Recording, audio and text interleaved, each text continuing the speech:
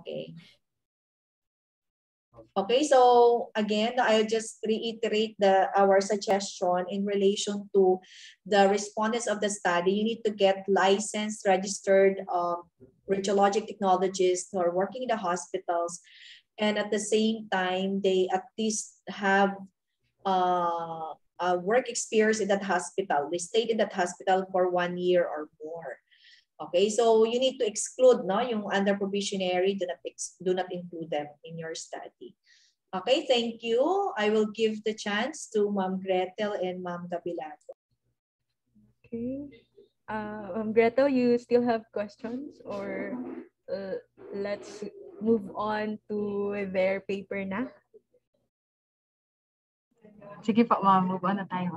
Okay, sige. So, let us start. So, this is entitled Work-Life Balance and Job Satisfaction Among the RADTECs in Tertiary Hospitals in General Santos City. So, I would like to ask the other panels if you're okay with this title, or are we going to revise their title?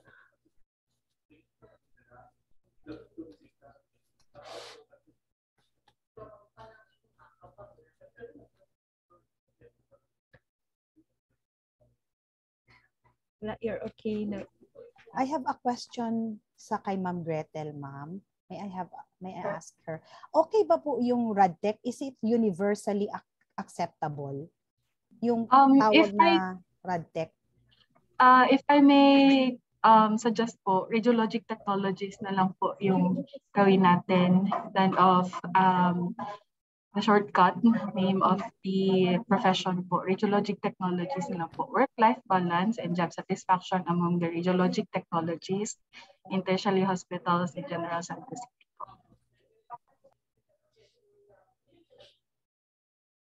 Okay, so please take note of that, student. Thank you, ma'am. Okay, so anything else with the title? We're okay with this? Work-life balance and job satisfaction. Actually, for me, this will be okay.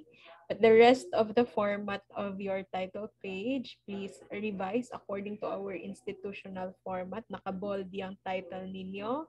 And then, a thesis presented to the faculty of the Radiologic Technology Program of General Santos Doctors Medical School Foundation Incorporated.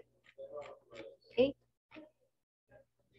Next, for the acknowledgement. Actually, looking at your paper, there are misses in terms of the format, like the paragraphs should be justified. There are problems with the capitalization kasi there are words here na yung first letters are being capitalized when in fact hindi dapat, kasi hindi naman sila proper noun, hindi naman sila names ng person or ng place. And then indention also, yun muna yung mga comment ko. So for general comment, when I looked at your paper. So for the acknowledgement, so this will be admin, and then dean, and then the panel, and then your advisor, the validators, and the respondents. So this is okay. And then the last one, the researchers. You have comment for the acknowledgement, Dean and Ma'am Gretel? Okay na po ako sa acknowledgement. Okay, sige. For the table of contents, just remove the dots, a lot of dots. Paki-remove na lang yan, as well as the list of figures. Now, let's move on to the introduction. Any comment, Ma'am Gretel and Dean, for the introduction of this paper? Okay, for the introduction po, I have noticed that your paragraphs are too long. No, so it would be bitang sakit sa mata sa mga mabasa. So make it at least shorter siguro, mga 5 sentences in one paragraph, and then Also, make sure na correct yung citations ninyo. May makita ako dito na wrong citations. And mapansin ko rin na medyo nagka-topsy-turvy bitaw, nagkatag pa bitaw ang idea. So, katul po, make sure po to shorten the length of the paragraphs kasi po, as you can see, sa first pa lang na page sa introduction ninyo, isa naka-page ang inyuhang paragraph tayon. So taas kaayo siya para basahon. Kung ba murag wala pa gani nag-start og basa ang mubasa, di ka po'y na siya tanaw sa kataas sa paragraph ninyo po. Okay. How about me? Okay. And for the introduction, I think because they were able to discuss about work-life balance at the end, yung last paragraph. Pero you may improve that one, emphasizing ano ba talaga, you mentioned about RADTECs are having some problems. Do the hospitals, do you have any data that the hospitals here in Jensen, in relation to the resignation, no? Dami bang mga nagre-resign ng mga RADTECs because they are not satisfied? Or verbally, nagsabi ba sa inyo na may iba doon, may concern sila with their employment? No? Kasi you're talking about work-life balance and job satisfaction. Do you have any encounters or may mga data na ba locally from the Jensen hospitals or even sa association yung Ma'am Gretel? Actually din yan po yung kulang sa profession namin kasi medyo mahina po talaga ang research ng tech profession. So I hope Ma'am Gretel, you will initiate all the researches for siguro improve lang nila so that they can mapapalabas talaga na there is really a need for us to conduct this particular study. Di ba Ma'am Esther, would you agree? O para may kulang pa, they should really describe more ano ba yung problema, no? Okay. Okay. For me naman, for the introduction, I think parang kung sa Bisaya pa, saksak sinagol. Like, nilagay nyo lahat for the work-life balance. And then, siguro arrangement sa idea ninyo or arrangement sa lahat ng related literatures and studies that you have included there, na there is coherence between paragraphs. Kasi parang nag-jump. Like, nagsabi kayo ng ganito, tapos jump kayo with another topic, balik na naman with the previous one. So, i-arrange nyo lang yung inyong discussion with the topic. And I think they focused in the introduction with the work-life balance and just inserted a little about job satisfaction at the end. So, yun yung napansin ko with the introduction. So, please improve na you will have the coherence between the work-life balance and the job satisfaction because these are the two variables that you are going to look into your study. So we'll have to give weights to both variables. So what else? Let me check. Paki-take note na lang din sinabi ni Ma'am Gretel kanina ha, because please avoid too lengthy paragraphs. Okay. So, yun lang so far. Anything that you would like to add, Dean and Ma'am Gretel, for the introduction? You're okay na. Sa intro din po, parang I think you have missed the research gap, no? Hindi nyo nalagay kung ano po yung pinaka-purpose ng study ninyo. So, hindi nyo nalagay kung anong kulang, bakit nyo ito kinandak na study or ika-conduct na study. So, pwede nyo ilagay dyan, there is a study na na-conduct about work-life balance and job satisfaction, but wala pang nagawa dito sa General Santos City about work-life balance and job satisfaction of radiologic technologies in General Santos City. Yan po. Okay, please take note of that, students. Do you have questions or clarifications, students? None po, ma'am. Okay. Sige. So please improve your introduction, that when the readers read your introduction, they will be into your study, they will be their attention or their interest will be caught, and they will be interested, I mean, sa study ninyo kasi too lengthy and then parang nagja-jump talaga siya. Okay, for the statement of the problem.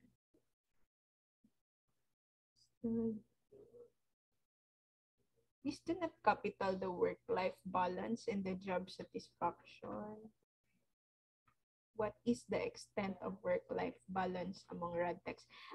Let us be uniform with the use of radiologic technologists, because I think yung radtech na word is will that be acceptable? Parang hindi, no?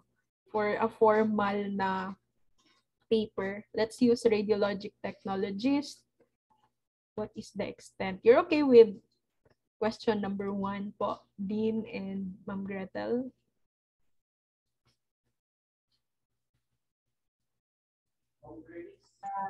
Okay na po ako sa first.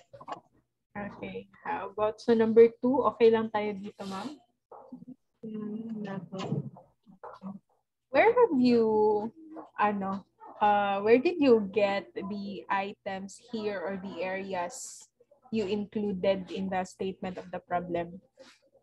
Students.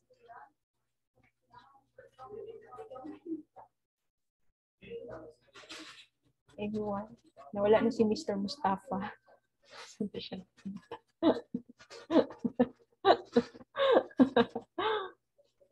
Kindly, you have problems with your internet. Kindly turn on your camera so that we will know if you are still there or not. Balik na si Mr. Mustafa. Okay. Again, students, may we request for you to open your cameras, please. Thank you. Yeah, please open your cam. Because remember, included in the criteria will be your appearance. We cannot grade you if we cannot see you. So please turn on your camera. Ayan, Mr. Obera. So once again, where did you get the items here? You included in each area, for example, in the job satisfaction and also with the work-life balance. So in the SOP number 1 po, ma'am, nag-research lang kami about the elements under the work-life balance, and sa SOP number 2 po, yung mga factors po or elements na nag-affect sa job satisfaction po. Okay, did you include that in the review of related literatures? Yes po, ma'am, meron po. Okay, so we will look at it later. Is there any significant relationship between work-life balance and job satisfaction? So are we okay with these 3 questions for the statement of the problem?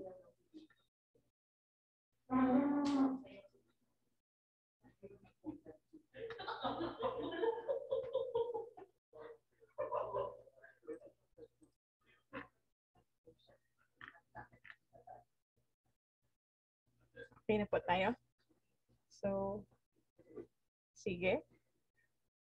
Okay, so for the hypothesis, there is no significant relationship between work-life balance and job satisfaction among the radiologic technologies in tertiary hospitals. Let us complete this. Yung question number 3 ninyo, gawin nyo lang siyang declarative sentence in the negative form, and that will be your hypothesis. So is there any significant relationship between the work-life balance and job satisfaction among the radiologic technologists in tertiary hospitals? Okay? Okay, kompleto na lang yan. For the significance of the study, Any comments and suggestions from the panel?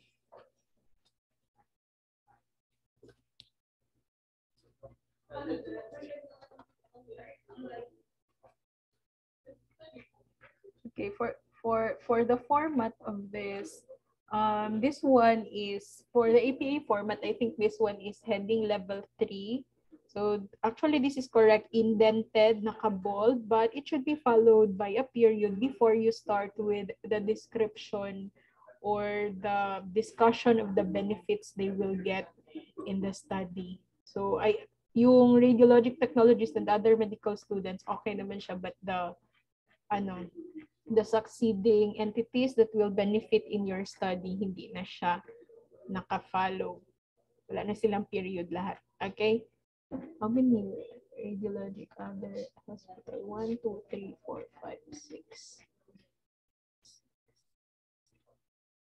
6. I think I suggest you can arrange this one, the people or the group of people that will benefit in your study. You can arrange them according to the weight that they or the impact that they will benefit sa inyong study.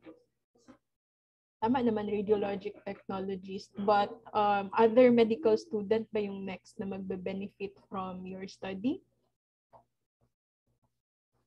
Sino ba talaga yung magbe-benefit? So kindly arrange. Students, please take note. Okay. For that year, Ma'am, for the theoretical framework, Ma'am Reza, I think they need to look for certain theories. Usually kasi meron tayong Ma'am Esther, no, mga motivational theories for employees. Pwede nilang gamitin yon. Do not focus only on the compensation theory. Kasi compensation is only one. So we have a lot of motivation theory for employees sa mga leadership and management books natin. Ano ngayon, Ma'am Esther, yung maganda natin na mga theories?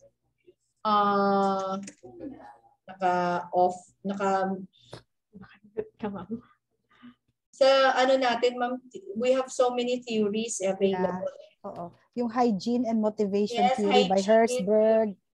Yes, Ma'am. You must appropriate siya for this particular study.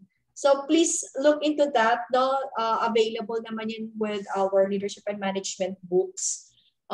You can go over with the theory, the hygiene theory, and other theories as well.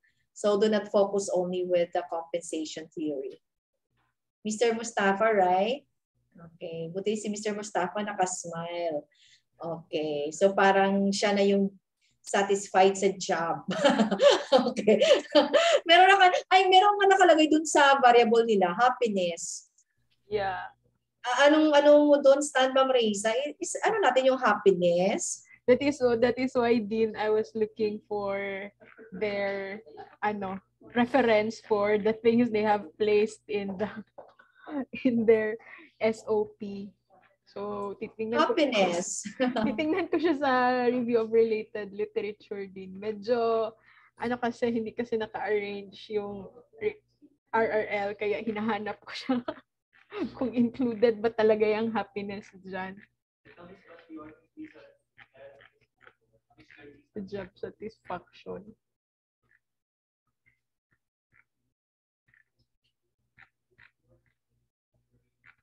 Oh, where in your review of related literature is that included? The happiness. I really want to read about that din.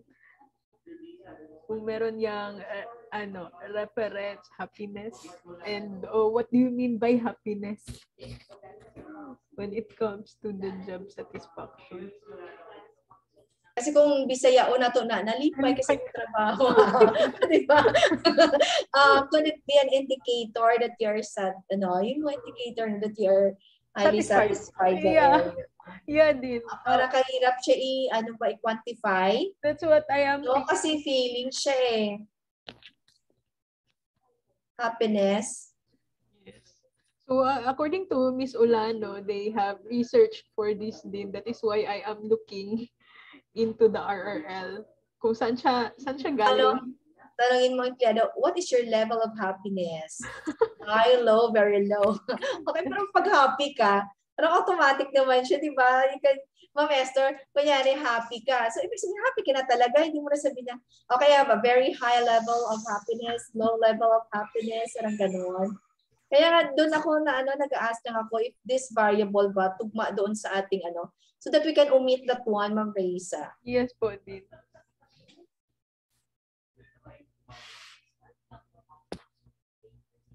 Ma'am Gretel talaga makapag-decide yan pa. Ma'am Gretel. Ma'am Esther, may mga ba tayo? May mga tool ba na sa pag degree ng happiness? Anong yun? Hindi ko talaga siya Actually, makita. hindi ko alam din kung meron, pero meron siguro 'yan. But if they will change their theoretical framework to the hygiene and motivation theory by Frederick Yes. Herzberg, sabi doon, job satisfaction is equivalent to productivity, creativity, and commitment to work. So, pwede nila, yun ang kanilang mga sub-variables. Yes, no? pwede yun. Productivity, creativity, and commitment. Oo. And pagdating do, or we can have that in their commitment, pwede na doon siguro yung din, engagement, no? Engagement doon sa they can look for more more literatures so that medyo ma-improve natin para yung SOP natin basis natin yon, no?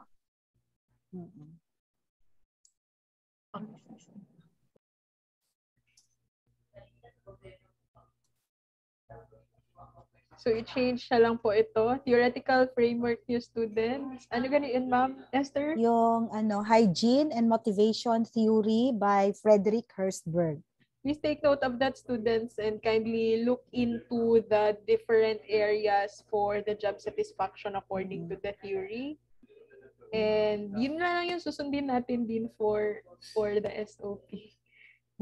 Yun na lang. Talaga mahanap yung mga areas dito sa RRL. Okay. So that will be commitment and ano po? Productivity and creativity. Okay. Please change that one, students. And then when you write the theoretical framework, make sure that you have identified who formulated that theory, what is in that theory that is related to the current study at hand.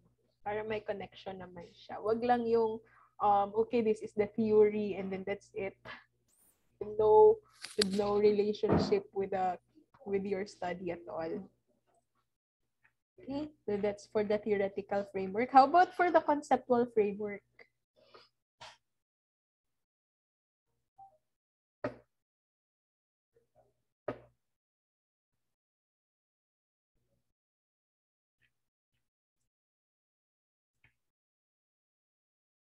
I think you don't need the first paragraph. Let us be direct na lang with figure 1.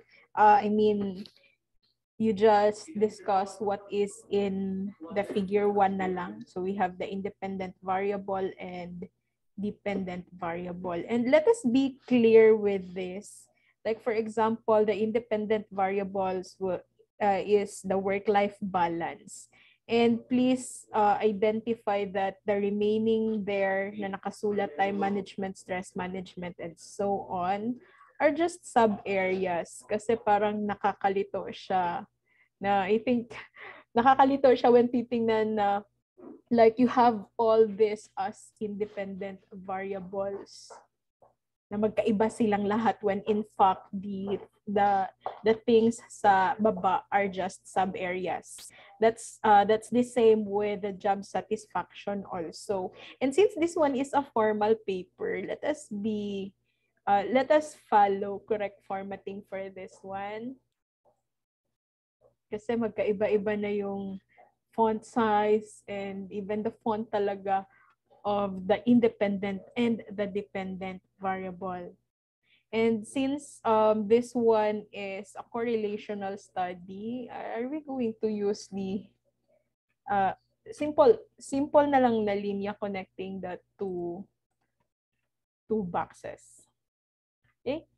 And then for the scope and delimitations, kindly complete the scope and the delimitations of your study, starting with the objectives, and then who will be the respondents. Please indicate yung sinabi kanina, identified kanina, na there should be radiologic technologists working in the tertiary hospitals. Diba may criteria tayo kanina? And that the research, and then the instrument. So these are researcher-made questionnaire, and please take note that this should be validated by experts. So the study will be conducted where? Please identify the place of the study, and then the time frame will be, I think, January to March 2022. Let us be specific with the month. Okay. Ma'am Gretel, you want to add something? Or Dean? Or tayo mag-move on sa RRL? Mention nyo na po, ang ano na lang po, ang format. Ang format po nila. Tapos, paki-correct na lang po itong school year 2021. Put the specific time frame na lang po. Okay. Sige. Dean, you want to add something? No, si Dean, let us move on na lang sa RRL. Any comment and suggestion sa RRL nila? I think they need to consider the variables that were included recently, considering yung commitment and other variables mentioned earlier, so that they can have a good basis doon sa interpretation later on ng kanilang results.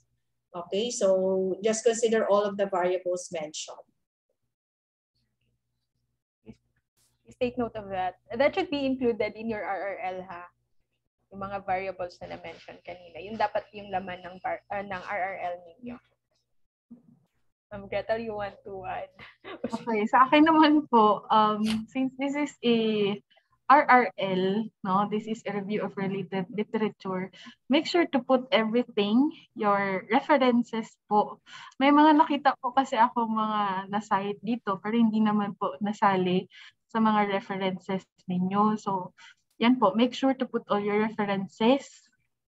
Tapos, pareha kanina, no, may nasali na happiness, tapos hindi natin nakikita yung relationship niya sa study ninyo and sa job satisfaction and sa work-life balance. So, ayun po. Make sure lang po talaga na lahat ng references ninyo nasasali ninyo. Lahat ng na-cite ninyo dito, nasasali ninyo sa reference. Okay. So, for me naman, for the review of related literature, this is not in the center, ha, nasa left side dapat ito.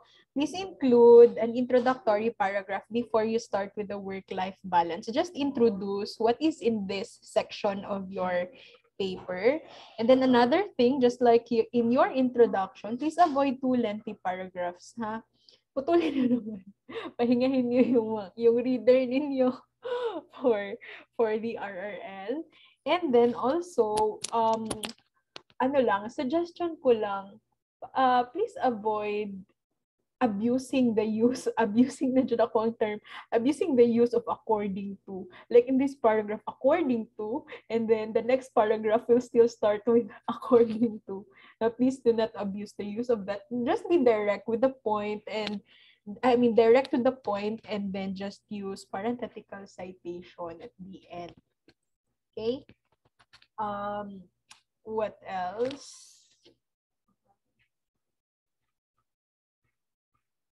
And then make sure na this is not copy-pasted, like from your reference. Kasi may sinulat ako dito, copy-paste. I did not actually do pa the plagiarism check. I just have the feeling na some parts of your RRL is being copy-pasted from your reference, kung nasa internet man ito. Kasi based on the construction of the sentences, parang like nilagay niyo according to, tapos according to surname of the author and then the year, tapos wala man lang connection, nag-start na kaagad, parang kinapi doon sa reference and nilagay doon. So please do paraphrasing. And then it's actually good that you have cited, pero let us rephrase, let's do paraphrasing of the things that you have included here in your RRL. Okay? Kasi review of related literature is not just looking for references, copy everything and then pasting it in your paper. So remember, when we do review of the related literature, we are going to identify patterns, themes, gaps, debates in the existing information or existing studies, and then we will be making our own review of that. So hindi lang siya saksak sinagol, ha. Please take note. And then again, do not forget that the variables we have identified for your SOP should be included in your RRL. And then on the last part, please do include a synthesis. So please summarize the most important information you have discovered from your RRL. Lagay niyo siya sa synthesis. Yung mga important sa study ninyo. Okay? I think that's it for the RRL. Let's move on to the methodology. The methodology should be on the next page na, ha, kasi this one is a major section of your paper. So hindi natin siya dinudugtong doon sa RRL. Okay? So again, let's start with the research design. Any comment or question with their research design? Okay. Sa research design po, although may nalagay naman kayo ng mga descriptions, pero make sure to put also the purpose of the design of your research, no? And then you can put the specificity of why you use the design, the research design itself. Yan siya. So nakalagay dito, descriptive correlational studies describe the variables and the relationship that occur naturally between and among them. So ano po ito? No? So para saan po ito, or ano po ang relationship nito sa study ninyo? So lagay niyo lang po yung purpose kung bakit ito yung nagamit ninyo, and paano nyo siya nagamit sa research ninyo. I have the same comment with Ma'am Gretel, no? And then, since you have provided a description of both qualitative and descriptive correlational, do not also forget to provide a citation for that. Okay, saan nyo man siya kinuha, yung definition na yan. Pero you have to conceptualize that in your study also. So just like Ma'am Gretel said.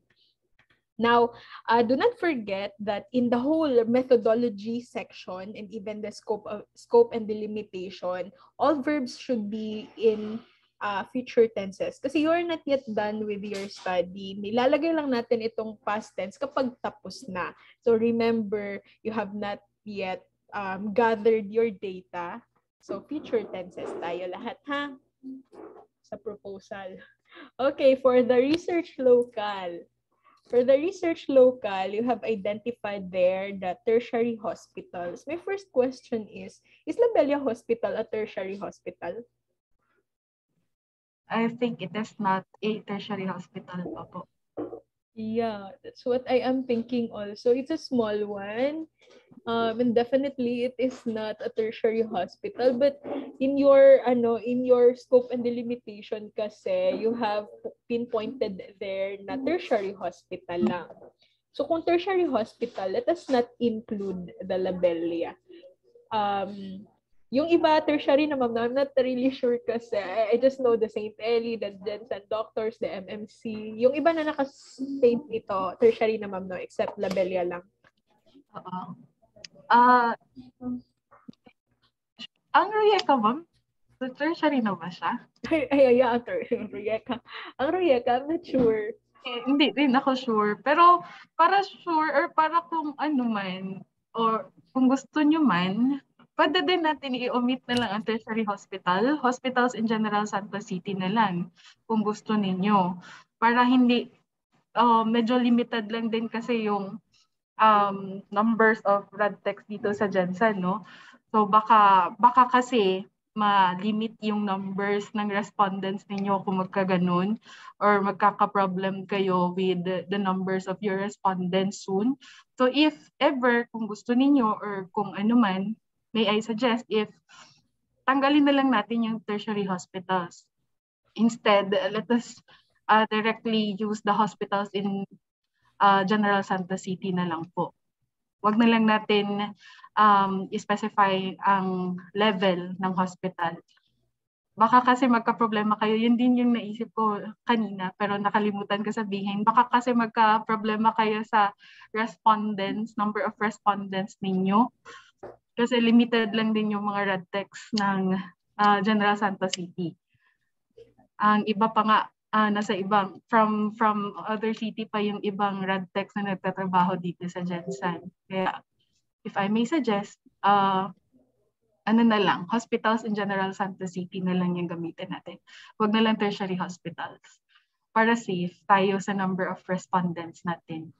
If that is the case, ma'am, they have to omit that one also in their title, in their SOP, and in their scope and delimitation. Limitations, opo. Yeah. And then I think if that is the case also sa SOP, let us add under the what do you call that? Demographic profile.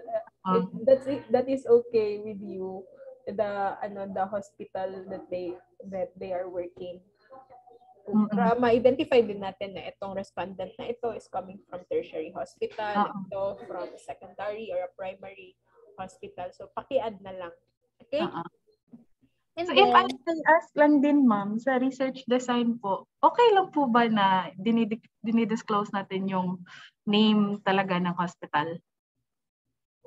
Or, lagyan na lang natin ng kumbaga ang sabay tawag sa ila bitang alias like Hospital A, Hospital B, Hospital C. Actually, pwede na siguro hindi na natin i-disclose. Let us just place here na hospitals in General Santos City. So hospitals in General Santos City. Yeah. So that the local of the study will just be General Santos City. And then, hospitals in General Santos City. Let us not disclose na lang kung saan sila galing. Pero sa SOP, identify lang natin kung primary, tertiary, or secondary hospital. Ganun na lang. Okay. So please improve the research local. Kindly, I think you have included the map in the appendices, so that's okay. So for the sampling technique, will this still be a convenience sampling? What do you think, students? Convenience sampling kasi yung nakalagay dito. Pero I think nag-ask si Dean kanina.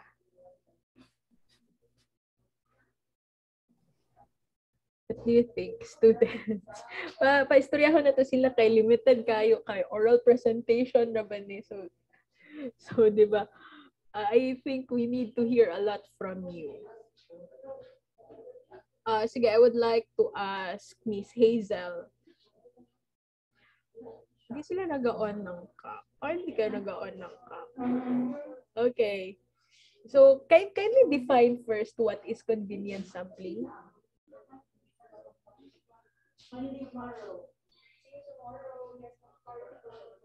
Miss Suizo. Okay, Suizo.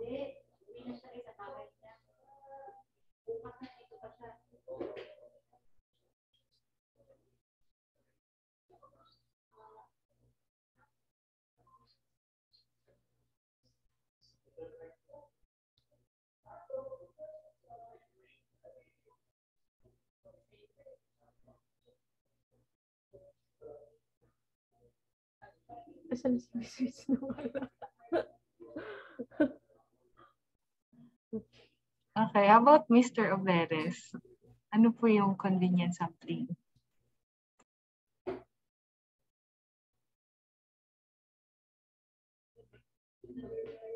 Naka-mute ka, Mr. Oberes.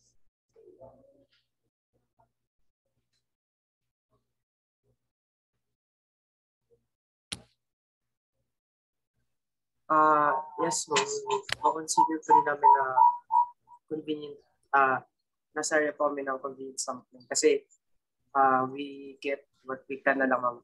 Kumbaga kung ano po yung available. Okay, that is convenient sampling. Okay, so please take note, everyone, that we already have an inclusion criteria for the selection of the respondents of your study. So remember na they are registered. Yes, ma'am. Although doon pa rin kami po sa area na yung workers is yung red po. Doon pa rin po kami.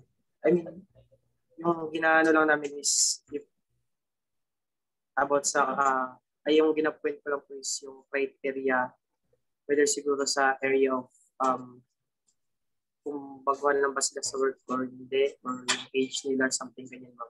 Yeah. Kung sino lang po talaga yung available, yung maabutan po namin, kumbaga doon. No, kasi hindi naman lahat ng maaabutan nyo in the hospital mag-fit doon sa criteria na sinet natin. So, we will not be using convenient sampling here. Instead, we will be using purposive sampling. Okay? Okay po. Nakuha yun? Sige. So, di ba for the criteria of your study, dapat registered radiologic technologists sila, and then they are working in the hospital for a year or more than a year. So kung convenient sampling kasi, kung for example, pagpunta niyo doon, isang radtech lang yung naabutan niyo, tapos probationary pa talaga siya, hindi pa siya umabot ng 1 year or sobra working in the hospital. So hindi talaga siya pwedeng maging respondent in your study. So let us use purposive sampling. Kindly revise the sampling technique of your study. Okay? So, what is this? Box 1, number of tertiary hospitals. So, you have identified their population already. But let's not include na lang this one since we still don't know kung ilan sa kanila yung mag-fit sa criteria ninyo. Let's omit na lang this one. How about the research instrument? You have comment po, Dean and Ma'am Gretel. For the research instruments, no, make it sure they need to follow, ma'am, based on the suggestion dun sa changes sa SOP.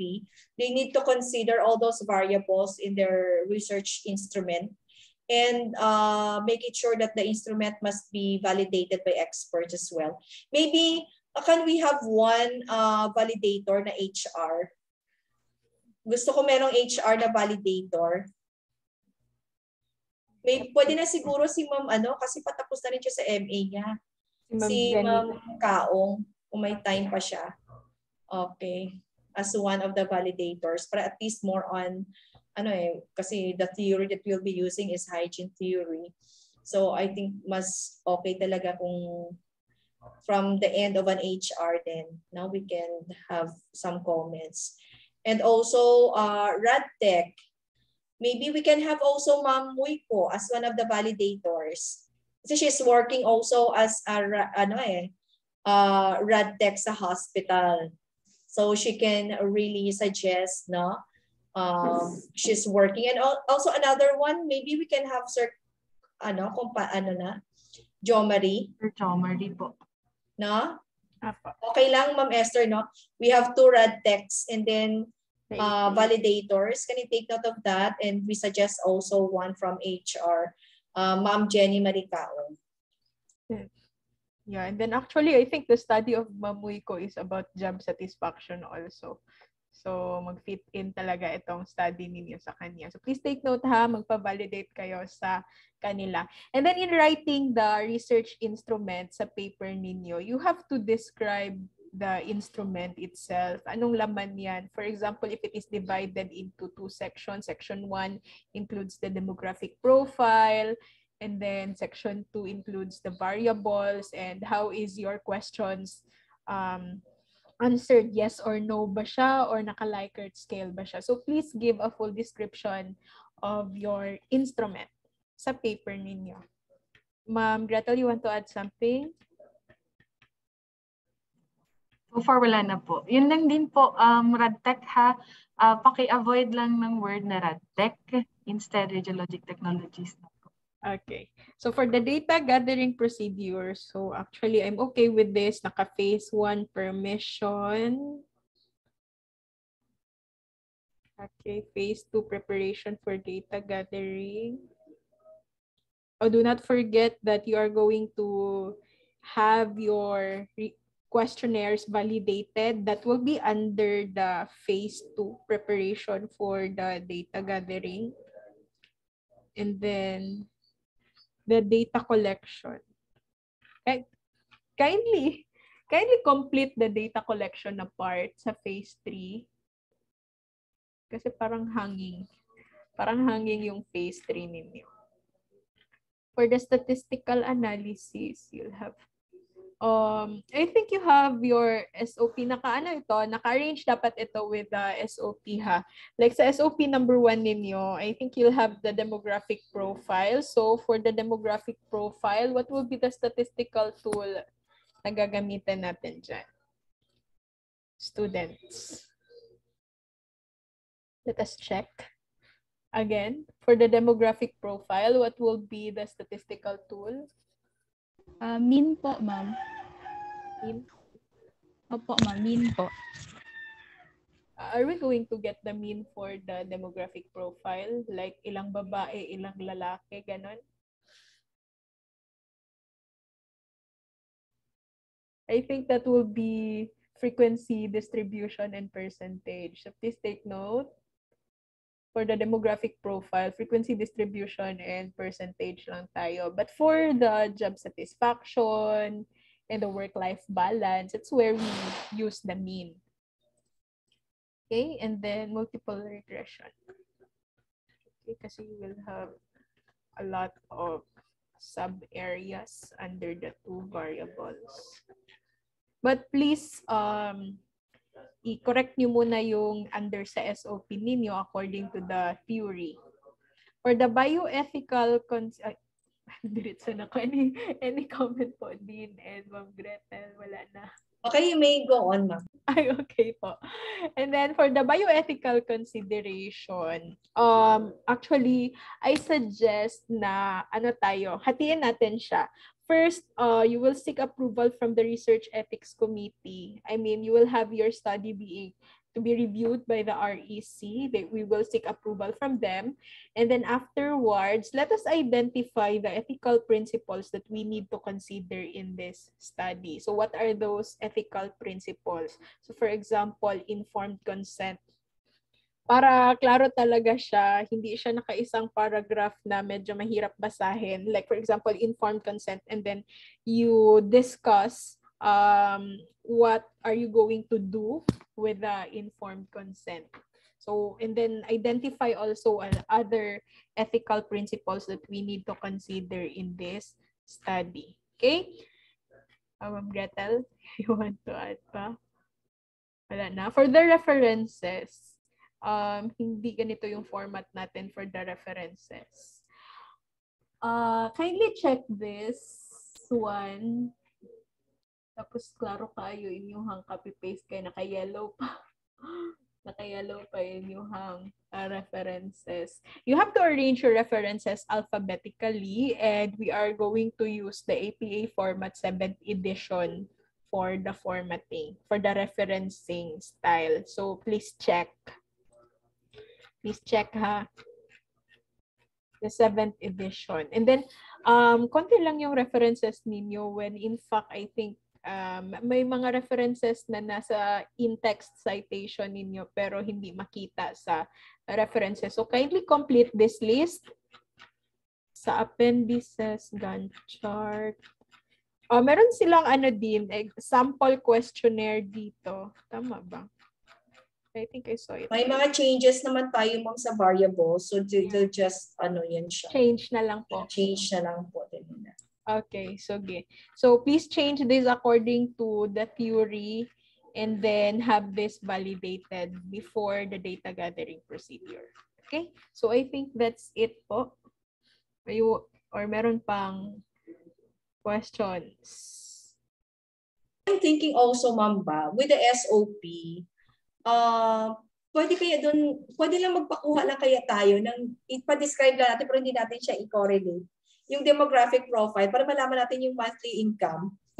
Okay. Wala pala yun, no? Wala. Ay, Kasi hindi may ko. salary kasi siya eh. May salary, di ba, sa satisfaction. Akala Pwede ko kaya yun? Ano lang yung information lang just to give us a background but hindi natin na-correlate. Like their age, and then the length of stay sa hospital, how long they are working, length of experience, and then the monthly income. Kasi that is one of the variable that's being included dun sa satisfaction eh, yung salary. So, parang meron na magbigay lang sa atin ng, okay, kaya pala mababa yung satisfaction rating nila. Ang sweldo niya, 8,000 lang. Sorry, nag-mix up. Nakakala ko they have the demographic profile. Wala pa. Wala silang demos. Appeal lang nato sa SOP. Okay lang. Yes po. Take notes to that. That will be your number one SOP, ha? What is the demographic profile of the respondents in terms of number 1.1, yung mga in-enumerate ni Dean kanina. Na-take note nyo yun? Okay. Sige. What else po? Anything else before tayo mag-breakout room? And then, mag-assess sa kanila. Kung past ba? Wala na. Wala na. Okay. How about the students? Do you have clarifications? Questions? Clarify nyo na siya ngayon habang andito pa kami kasi mag-breakout room kami in a while. Wala. Sige po, wala na po. I'll be opening the breakout room na po.